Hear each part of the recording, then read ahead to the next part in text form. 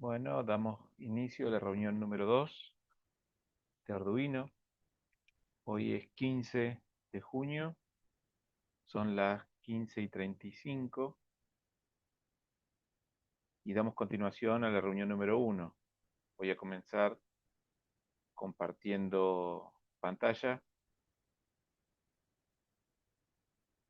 Vamos a compartir.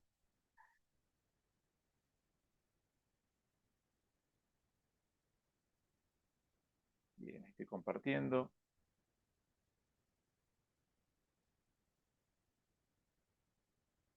Vamos a empezar a trabajar desde donde nos quedamos la reunión anterior.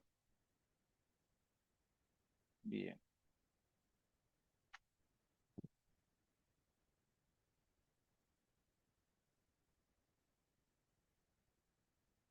bien. Bueno, entonces, la reunión anterior estuvimos trabajando, ¿sí?, con el concepto de algoritmo y de lógica computacional. Estuvimos hablando esto del que el concepto de algoritmo venía atado, ¿sí?, venía junto con lo que sería la lógica computacional. Cuando hablábamos de lógica computacional es una forma de pensar, ¿sí?, es una forma de trabajar en donde yo debo organizar las ideas que tengo para resolver un problema, organizarlas de forma clara y ordenarlas para que se resuelva ese problema. Después dijimos que existía el algoritmo, ¿sí?, que el algoritmo justamente era una secuencia de pasos finitos que se ejecutaban en forma secuencial, esos pasos o esas acciones, para resolver un problema. Cuando hablamos de algoritmo, decimos que nosotros para armar o generar un algoritmo, lo primero que teníamos que hacer es pensar las ideas que componen este algoritmo, organizar esas ideas y ordenarlas, ¿sí? Perdón, que ahí estoy copiando, es organizarlas y ordenar esas ideas de una forma o de una manera clara. Vimos el ejemplo de tomar mate, que teníamos ya ideas o acciones que conllevaban la resolución a este problema, ¿sí?, el problema de tomar un mate. Decíamos que no estaban ordenadas, entonces yo lo que tenía que hacer es generar cada una de estas acciones o estas ideas que pensé, ordenarlas, ¿sí?, en una forma secuencial, es decir, un paso tras otro, y cuando yo las ordenaba de esta manera podía decir que esto que había formado era un algoritmo, por ende, la forma en que están ordenadas y pensadas las acciones para resolverse, yo podía asegurar que estaba pensado con una lógica computacional. Entonces, después que avanzamos con el algoritmo, entonces todo lo que yo haga, ¿sí?, todo esto de secuencias de pasos para resolver un problema, si esos pasos o esas secuencias o esas acciones son ordenadas y la secuencia, si es una secuencia lineal donde ejecuto una acción después de otra, cuyas acciones están organizadas y ordenadas de manera clara, yo puedo decir que eso es un algoritmo. Entonces siempre cuando digamos, bueno, vamos a hacer un algoritmo, es pensar el problema primero, definir qué acciones o qué ideas yo tengo que hacer para resolver ese problema y después ordenarlas, ¿sí?, cuál va primero y cuál va después. Entonces, sigamos avanzando. Hasta acá nos quedamos en la clase anterior, o la reunión anterior, perdón. La reunión anterior también dijimos que íbamos a empezar a hablar de las características de un algoritmo. Y marcamos tres, tiene muchísimas más, pero vamos a marcar tres. Primero, tiene estructura de control, contiene variables, y acá donde dice, normalmente lo que tiene un algoritmo es entrada, proceso y salida, ¿sí? Cumple estas tres etapas. Entrada es solicitud de información, de datos; proceso es el desarrollo de proceso con esos datos para poder generar una salida, un valor de salida. Normalmente siempre si tenemos entrada y tenemos salida, siempre en un algoritmo vamos a tener un inicio y un fin de algoritmo, ¿sí? Lo que sería la entrada y la salida me definirían ese principio y ese fin de algoritmo. Entonces, sigamos avanzando. Vamos a hablar del proceso entrada, proceso y salida, ¿sí? Acá tenemos un ejemplo de un algoritmo donde está compuesto de 4 pasos. Este algoritmo lo que hace es solicitar dos números, realizar la suma y devolver el valor de la suma, ¿sí? Entonces, son 4 pasos, están ordenados, están organizados y se ejecutan en forma secuencial, es decir, un paso tras otro. lo que hace primero es ingresar un número, luego ingreso el segundo número, luego en el paso 3 lo que hago es sumar el primer número con el segundo, y el cuarto paso es mostrar la suma de los dos números, ¿sí? Lo que realicé en el paso número 3. Entonces, yo acá tengo entrada de datos, cuando pido ingresar dos números, proceso de desarrollo, que es cuando yo pido que el algoritmo realice la suma de los dos números, y también tengo datos de salida cuando pido que se muestre la suma de esos dos números. Cuando digo mostrar es que el programa o el algoritmo saque o muestre del algoritmo hacia afuera, ¿sí? Un dato. En este caso particular es mostrarlo. Puede ser mostrarlo por pantalla, por ejemplo. Una calculadora, ¿no? Lo que conocemos como calculadora. Vamos a seguir avanzando. Dijimos, una de las características es esto de tener una entrada, proceso y salida. Otra característica importante, muy importante, es la característica de las estructuras de control. Cuando hablamos de estructura de control es cómo se ejecutan las instrucciones. Es decir, puedo ejecutar una instrucción tras otra sin haber ninguna variante. Hago una, después la otra. El ejemplo es claro, es el anterior. Yo ejecuto sí o sí para resolver esto las cuatro acciones, ¿sí? Tengo que hacer primero la una, después la 2, después la 3, después la 4. Esta es una forma, es una estructura de control de un algoritmo. Y es una estructura particular, ¿sí? Entonces volvamos. ¿Qué es una estructura de control? Es cómo se ejecutan las instrucciones, en qué orden y bajo qué condiciones. Por ejemplo, tenemos tres tipos de estructuras básicas. Secuencial, lo que llamamos secuencial, es cuando se ejecuta una instrucción tras otra, ¿sí? Las instrucciones se ejecutan una después de otra, no se saltea ninguna instrucción. Entonces, cuando yo ejecuto la 1, la 2, la 3, y no ejecuto la 1, la 2 y la 4, salteándome la 3, son secuenciales cuando ejecuto una después de otra. Yo puedo decir que la estructura de control que estoy utilizando, mi algoritmo ahí es secuencial. También podría utilizar, o hay otra estructura de control que es repetitiva, que es cuando una instrucción se repite varias veces. Por ejemplo, yo hago la instrucción 1, la instrucción 2, y la instrucción 2 se ejecuta varias veces, hace la misma acción. En ese caso estoy con una estructura de control repetitiva, que es cuando hay un bucle, ¿sí? Quiere decir que vuelve a hacer la misma instrucción varias veces. Y después tengo otra estructura de control, ¿sí? Son muy conocidas las estructuras de control que estamos hablando ahora, que es la de condicional o de decisión. ¿Qué es lo que hace esta estructura? Me permite a mí elegir según una condición. Es decir, yo vengo ejecutando instrucciones y en un punto yo me hago una pregunta. Por ejemplo, si el valor es mayor a 5, que haga tal acción, y si no es mayor que 5, que haga otra acción. ¿Qué quiere decir eso? Que va a ejecutar una instrucción u otra, pero no va a ejecutar las dos. Entonces en ese camino ya no tengo una estructura secuencial porque no va a ejecutar todas, pero en función de una condición va a ejecutar una u otra. Entonces, estamos avanzando. Tenemos tres estructuras de control.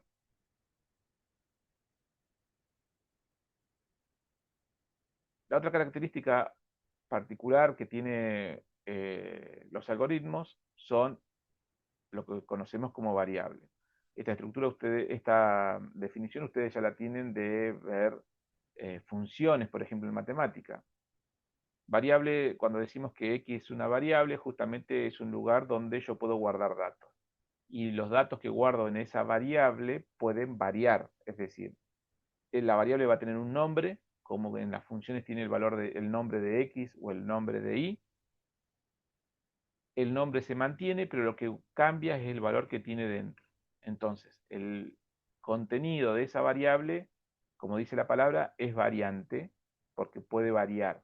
Entonces, vamos a ver tres ejemplos simples.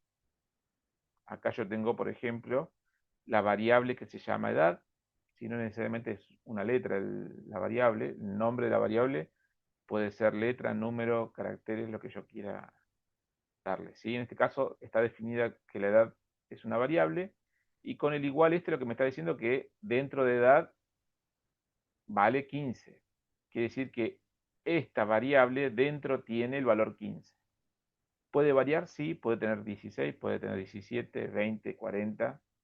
Ahora bien, tengo otro nombre de variable, otra variable definida como nombre, y dentro tiene un valor de Juan. Normalmente las variables respetan un tipo de dato. ¿Qué quiere decir? Que si en una variable yo guardo un número, no puedo guardar texto.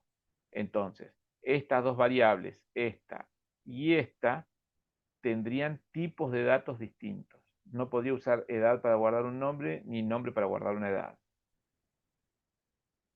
Acá tenemos otra variable tipo número, ¿sí?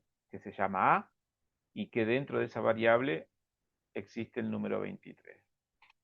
Vuelvo a repetir, como son variables, esos datos yo puedo jugar con esa variable, ir cambiándole el número, ¿sí? Entonces, bueno, ya son las tres características que tiene un algoritmo que nosotros vamos a estar viendo constantemente. Una es que tiene variables, otra es que existen estructuras de control dentro de un algoritmo, no es que tiene una sola estructura.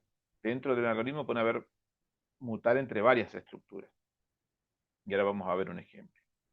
Y que también generalmente tienen entradas, proceso y salida. Se caracterizan por eso. Un ejemplo de lógica computacional. Primero tenemos que el problema a resolver, ¿sí?, es saber si un número es par o impar. Tenemos que empezar a definir el pensamiento lógico. Antes de ponerme a escribir código, yo tengo que entender el problema. Entonces, ¿cómo lo resolvería este problema? Generar las ideas. Para que ustedes entiendan, ¿sí?, esto es algo muy común en programación, dar este ejemplo. Si ustedes hacen un análisis de este pensamiento lógico que observamos ahí, si yo tengo un número que es par y lo divido por 2, a ver si puedo cambiar el lápiz. Bien, si yo tengo un número par, vamos a considerar este número, y lo divido por 2, si el resto, no me está dando el mouse, si el resto, que es este valor de acá abajo, este valor, si el resto me da 0 siempre que yo divida por 2, el número que estoy dividiendo por 2 seguro que es par. Y si el resto de que si yo divido un número por 2 me da distinto a 0, el número es impar. Eso es algo que, bueno, que es más matemático, pero siempre funciona así. Entonces, yo, con ese pensamiento lógico de que todo número que yo divido por 2, si el resto es 0, es par, y todo número que yo divida por 2, si el resto no es 0, es impar, yo ya puedo programar o hacer el algoritmo para este problema. ¿Y cómo lo hago? De la siguiente manera.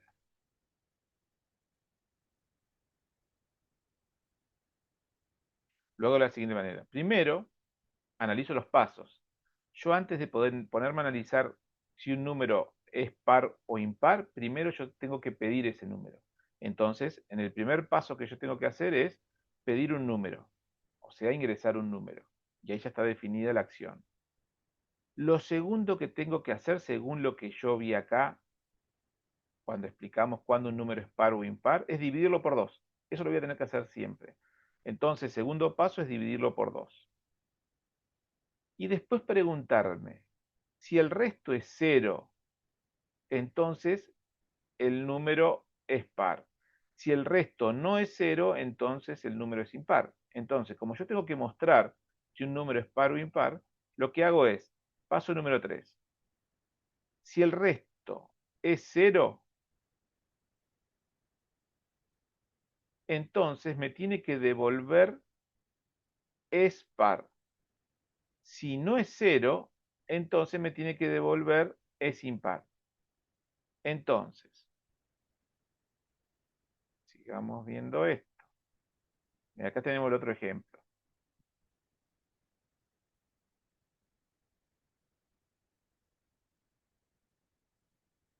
Acá tenemos el ejemplo del número 3. Si el número 3, al dividirlo por 2, ¿sí?, que es de 2, 2 por 2, 4, al 3, 1. Si el resto no es 0, es 1, entonces yo sé que este número es impar. Entonces, Lo que tengo acá es lo que estaba escribiendo recién. Pido un número, divido el número por 2. Si el resto es 0, entonces es par y ahí ya terminó el algoritmo. No ejecuto el paso 4, porque el paso 4 se ejecuta, este paso se ejecuta solo cuando el resto no es 0. Entonces ahí yo tengo que mostrar que es impar. Entonces la pregunta que yo me hago, bien, ¿y este algoritmo qué tipo de estructura tiene? Y hasta la acción número 2 es secuencial, porque ejecuta el uno y después ejecuta el 2 siempre. O sea, viene este y después viene este. Ahora, ¿ejecuta el 3 o ejecuta el 4? Y va a depender. Si el resto es cero, ejecuta el 3. Si el resto no es cero, ejecuta el 4. O sea que se saltea el paso 3 de devolver si es par o no. Siempre lo que hace es la división y en función a ese resultado, ejecuta el 3 o ejecuta el 4. O sea que el algoritmo puede ser de 1, 2, 3 o 1, 2, 4. Entonces, en este caso, estoy en un algoritmo, vuelvo para atrás, que tiene una estructura secuencial y una estructura condicional. Quiere decir que permite elegir, ¿sí?, según la condición, ejecutar una acción u otra. Entonces, traten de ver bien este ejercicio porque este ejercicio eh, está bueno porque arranca de pensar la solución a partir de un pensamiento lógico, es decir, pensar cómo se resolvería sin estar pensando como programador, sino dice, bueno, a ver, ¿cómo se resuelve? ¿Cuáles serían los pasos para resolver si un número es par o impar? Y los pasos serían dividirlo siempre por 2 y analizar el resto. Si el resto es cero, es par. Si el resto no es cero, es impar. Bien, ahí ya tengo todas las acciones que yo necesitaría usar. Ahora, tengo que definir esas acciones en forma clara. ¿Sí? Entonces, a ver, estoy tocando mi cosa. Tengo que definir todas esas acciones de forma clara.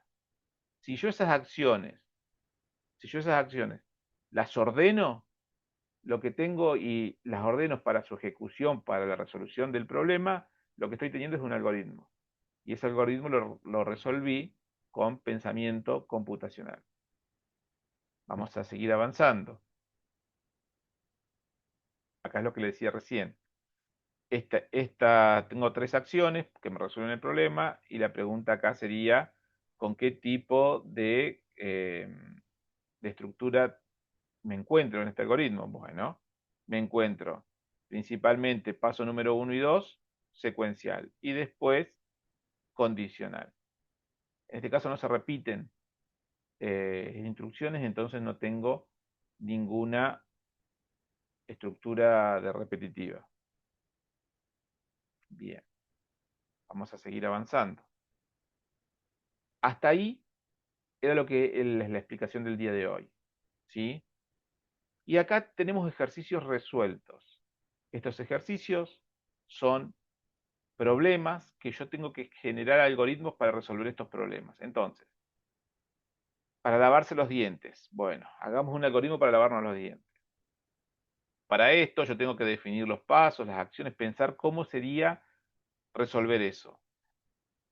Entonces, bueno, yo pienso, bueno, debo colocarle dentrífico seguramente al cepillo de dientes, debo cepillarme los dientes, enjuagarme la boca y limpiar el cepillo al guardarlo. Bien, son más o menos, ya voy pensando cómo las voy ejecutando una instrucción tras otra. Cuando las tenga las instrucciones definidas, claras, las coloco en el papel y las ordeno. ¿Cuál va primero, cuál va después? En este caso el orden es como se ve ahí. Primero coloco el dentrífico en el cepillo, luego debo cepillarme los dientes, luego debo enjuagarme la boca y luego debo limpiar el cepillo y guardarlo. Como las pensé, ya las pensé ordenadas, entonces la resolución de este ejercicio es de esta manera. 4 instrucciones y se resuelven como se ve en pantalla. Y así tengo todos los otros problemas, están resueltos. Yo lo voy a pasar rápido, están resueltos todos los problemas, porque estos ejercicios son, hasta acá, estos ejercicios son los ejercicios de prueba, ¿sí? Lo que nosotros tenemos que, nos va a ayudar a nosotros a entender cómo yo pienso la solución lógica y cómo la escribo, ¿sí? Y cómo las ordeno. Entonces, ¿cómo vamos a hacer para hacer estos ejercicios? Para poder ver esta explicación de los ejercicios. Esta explicación de los ejercicios yo subí, o perdón, voy a subir ahora videos al Classroom para que ustedes puedan ver. ¿Sí? Son videos donde yo resuelvo todos estos ejercicios. Entonces, ¿qué van a hacer ustedes? Van a ver los videos, van a ver cómo se resolvieron estos ejercicios y van a resolver la actividad que yo les planteo, que tienen que resolver solamente 4 algoritmos. Tienen que crear 4 algoritmos. ¿Cómo van a hacer esos 4 algoritmos? En función de como vean cómo se resuelven estos de acá, pueden resolver los 4 algoritmos. Y para el día viernes, nosotros ponemos fecha como el día del viernes, me tienen que subir en una hoja, ¿sí? Una imagen, o hacerlo en Word, como quieran, pero me tienen que subir la resolución de esos 4 ejercicios al Classroom, ¿sí? A la tarea que yo voy a plantear en clase. ¿Qué tiene que ir junto a la tarea?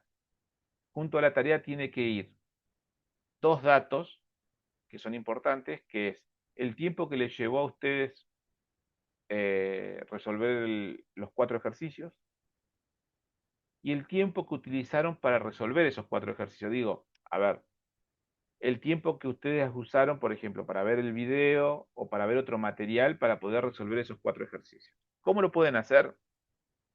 Lo ideal es que vean esto, el ejercicio que yo les voy a dejar, ¿sí? El video que yo les voy a dejar, cómo se resuelven estos ejercicios que le van a servir para realizar la actividad que tienen que entregar.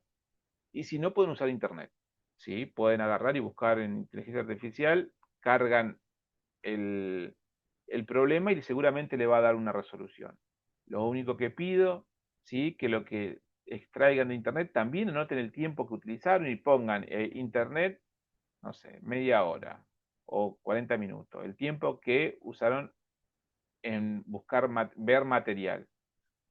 El tiempo que usaron en ver esta reunión de hoy, más la reunión, los videos que subí, también lo tienen que colocar. Pongan el tiempo de los videos, o pongan, vi el video 1, 2 y 3 y la reunión, y le pónganle un tiempo.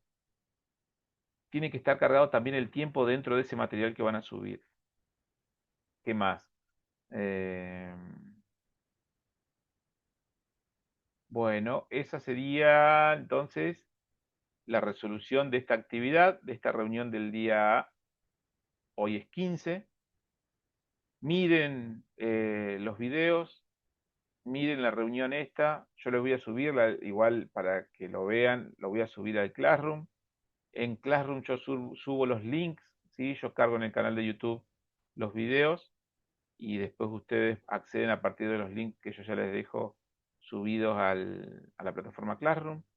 En Classroom también, como les dije, voy a subir la tarea y ahí va a estar explicado el- los pasos que tienen que resolver, ¿sí? Ver los videos y lo que tienen que cargar en, en lo que van a subir, ¿sí? Que son, no es más que subir las 4 actividades más el tiempo que les llevó realizar el video, las actividades y el tiempo que utilizaron en investigar o en ver material para poder resolver los ejercicios. Así que bueno, hasta ver cómo estamos, ¿sí? Hasta acá dejamos lo que sería la reunión del día de hoy. ¿Cuándo nos vamos a juntar de vuelta? El próximo lunes, ¿sí? El próximo lunes sería el lunes 22. Lunes 22 a las 15:30 nos estaríamos juntando de vuelta con el mismo link de reunión.